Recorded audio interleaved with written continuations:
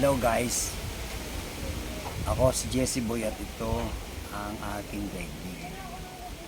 Guys, trending ngayon ang usapin patungkol kay Pastor Apollo Kibuloy, tungkol doon sa mga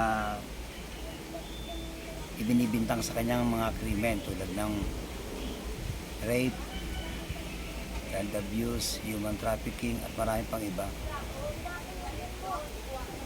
Pastor Kibuloy, alam mo ba o hindi mo alam o nagmamaang-maangang ka sa lumang tipan hanggang sa bagong tipan, ang lahat ng mga natatawag na pastor, propeta o mananampalataya ng Diyos Ama ay inuusig talaga at sinasakdal at tumaharap sila sa mga paglilitis.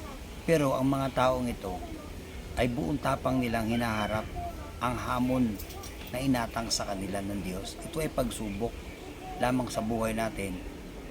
Pastor Kibuloy, dapat harapin mo ang mga taong nag-aakusa sa iyo, dahil ang nakamasid sa iyo hindi lamang ang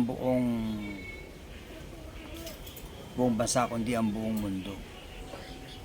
Kung talagang ikaw ay lingkod ng Diyos, haharapin mo ito at hindi ka mag-uutos ng kahit sino mang abogado para maging tagapagsalita at taga-depensa mo. Hindi mo ba nabasa ang mga talata? Nilitis ang mahal na Panginoong Hesus sa madla. Nilitis siya ng mga Romano at sinakdal siya ng mga tao sa bansang Israel. Hindi siya natakot. Bakit ikaw umiiwas ka? Hindi mo dapat iniiwasan ang ganito. Hinaharap ito ng tunay na lingkod ng Diyos. Sinabi ng mga talata yan magpakatatag ka at tibayan mo ang iyong loob. Ako ang Panginoon mong Diyos ay sa iyo. Malinaw ang sinabi ng Panginoon. Dapat ikaw humaharap pa sa ganitong mga akusasyon at wala buong tapang mo itong harapin, dahil ililigtas tayo ng Diyos kung talagang tayo ay mga tunay na mananampalataya. Ililigtas niya tayo ayon sa mga pangako niya sa Biblia. Nakasulat ito sa aklat ng mga awit, awit 23 at saka awit 91. Alam mo yan? Bakit hindi mo kayang katawanin? Hindi ka anak kasi ng Diyos, anak ka ng dyablo, kaya ka natatakot tumarap sa madla. Pag-uutos ka ng abogado at representante, nasaan ang iyong presensya? Pinagmamalaki mong ikaw ay Diyos. Ikaw ay stop lindol Stop EBS-CBN ka pa nga Ngayon, di mo kayang i-stop yung mga taong yan. Sa Biblia, nakalagay sa bagong tipan, inaresto ang mga apostol, nakulong sila. Pagkatapos nakulong, pinalaya sila ng mga anghel base sa mga talatang ito. Kaya ikaw, dapat harapin mo. Ako guys, sinasabi ko ito guys, para yung mga mananampalatayang Kristiyano ay maging maingat at mapagmasid, mapag-imbestiga tayo dapat. Dapat, ang motibo nating lahat ng mga mananampalatayang Kristiyano, stop, look, listen. Yan ang dapat. Dahil sinabi ng Panginoong Diyos, magpapanggap sila na mga tupa ng kaliwanagan, gayon sila ay mga asong lubo at sisilain nila tayo. Ang tunay na lingkod ng Diyos dito guys, walang kinakatakutan. Marami akong pastor na nakikita ganito, na nagtatago sa puting kapa para masabing sila ay banal. Ang pagsuot ng puting kasuutan guys ay hindi tanda ng kabanalan, makikita sa gawa.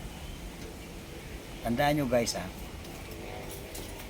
hindi lahat ng tumatawag Panginoon, Panginoon ay maliligtas. At tandaan din ninyo ito, ang kagalingan ay hindi tanda ng kaligtasan.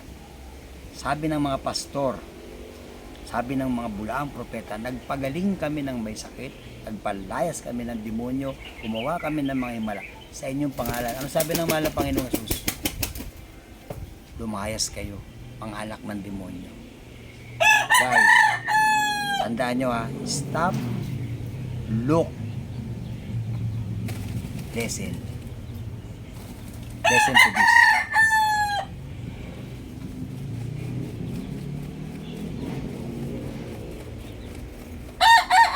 Hindi na naman sumipot si Pastor Apollo Kibuloy, leader ng Kingdom of Jesus Christ, sa pagpapatuloy ng pagdinig ng Senado sa mga kasong kinakaharap niya. Si Senate President Juan Miguel Zubiri naman, pinirmahan na ang subpina para sa nasabing leader. Si Daniel Manalastas sa report. Sa pagpapatuloy ng pagdinig ng Senate Committee on Women, Children, Family Relations and Gender Equality hinggil sa mga aligasyong pang-aabuso laban sa leader ng Kingdom of Jesus Christ na si Pastor Apollo Kibuloy, idinitali rin sa pagdinig kanina ang issue ng mga hindi umano pinapasweldong mga empleyado ng media network na inuugnay sa grupo ng pastor.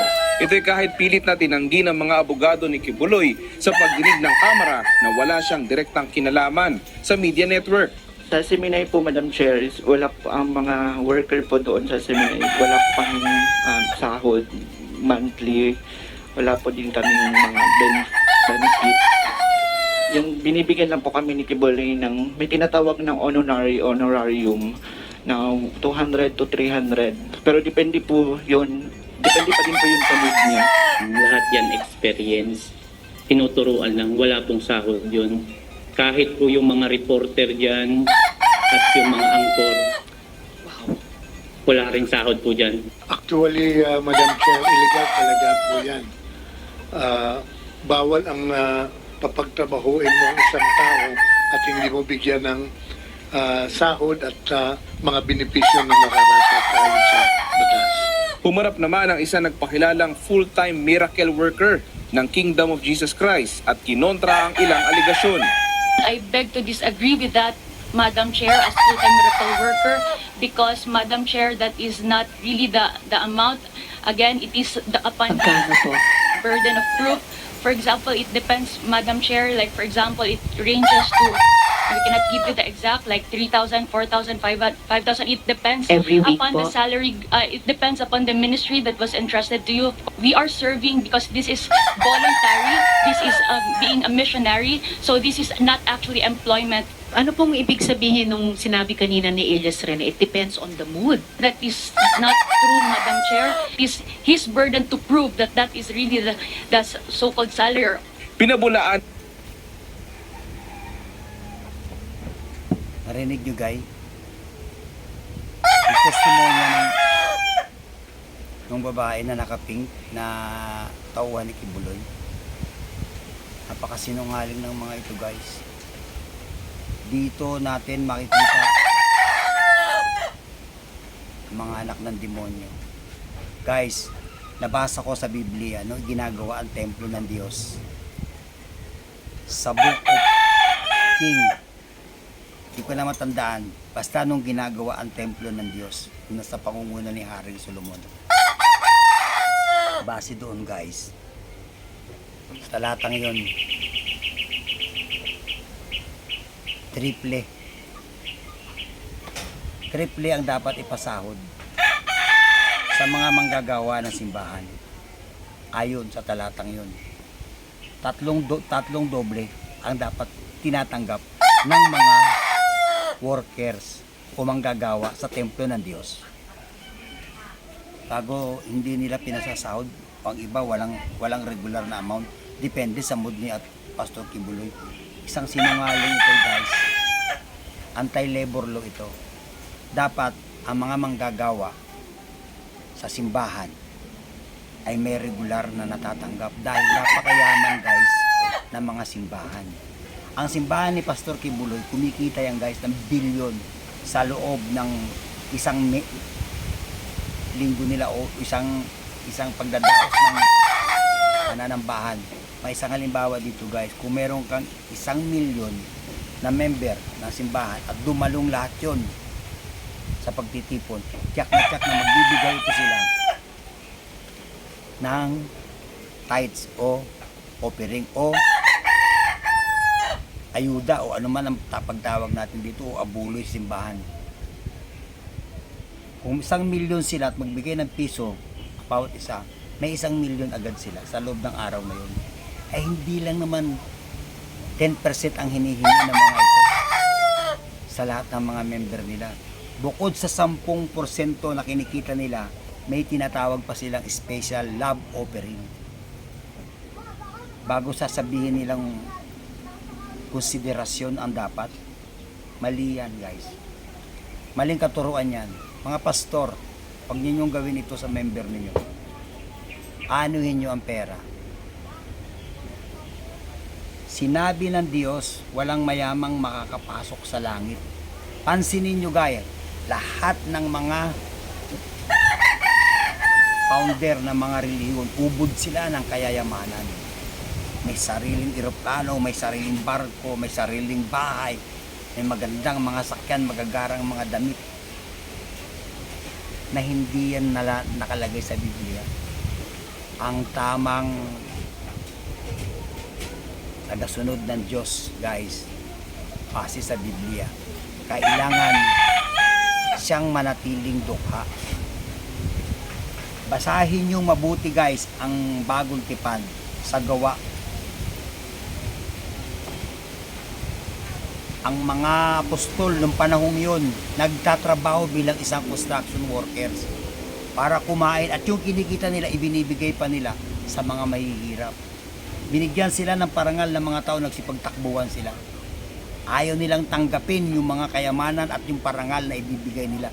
Basahin nyo mabuti guys ang Bagong Tipan. Tapusin nyo ang libro ng Gawa at makakaroon kayo ng ideya kung ano ang obligasyon ng mga pastor at tama. Hindi tinatanggap sa langit guys ang mayaman. Sabi ng isang mayaman sa kwento ng Biblia, nagawa ko ng lahat yan, Panginoon. Kung ganun ang sabi ng Diyos na si Panginoong Hesus mismo, ipamigay mo ang kayamanan mo sa dukha. Eh bakit ang mga pastor na to hindi kaya magbigay at magpasweldo? Kampo ng kadiliman. Guys, mahirap lamang at dukha ang makakapasok sa kaharian ng langit. Kaya ang mga pastor na kinikilala nyo, hindi yan mga pastor ng Diyos. Pastor yan ng salapi.